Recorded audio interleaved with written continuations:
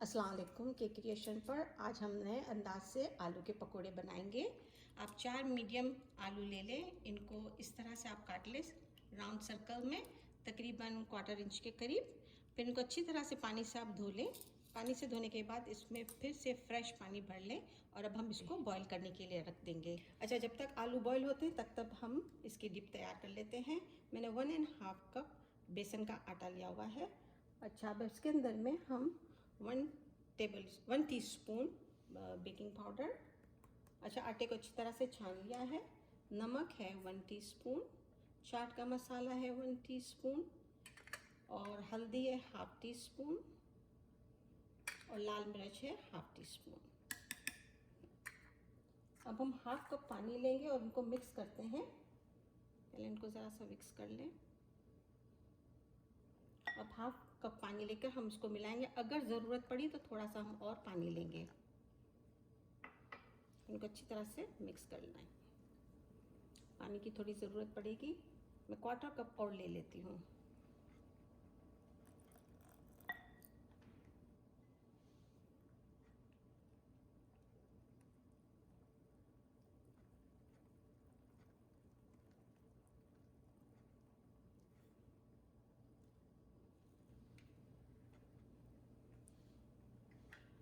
ये बिल्कुल सही है।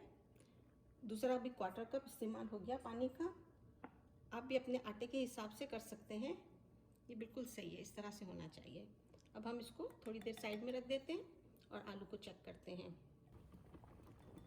आलू को तो अच्छा सा उबाल आया हुआ है, चलिए देखते हैं गल गए। बिल्कुल नहीं गलने चाहिए, बस स्टिक इसके अंदर चली गई, बस ये सही है बिल्कुल। अब हम इसको निकाल लेते हैं।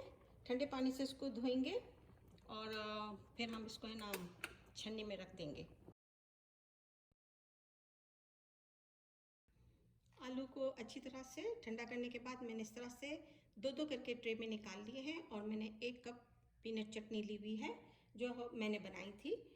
अब हम इसको इसके ऊपर लगा लेंगे।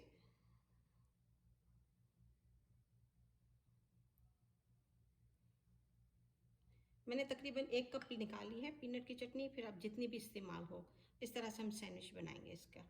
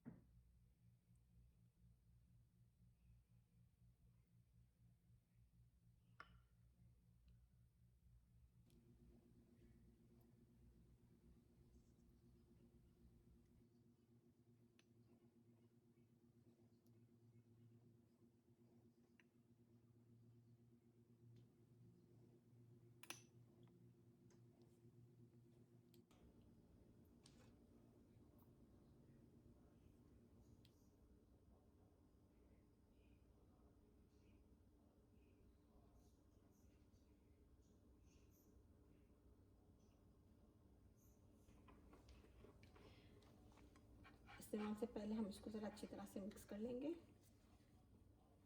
अब हम इनको आलू को इसमें डिप करते जाएंगे और इसको तलते जाएंगे।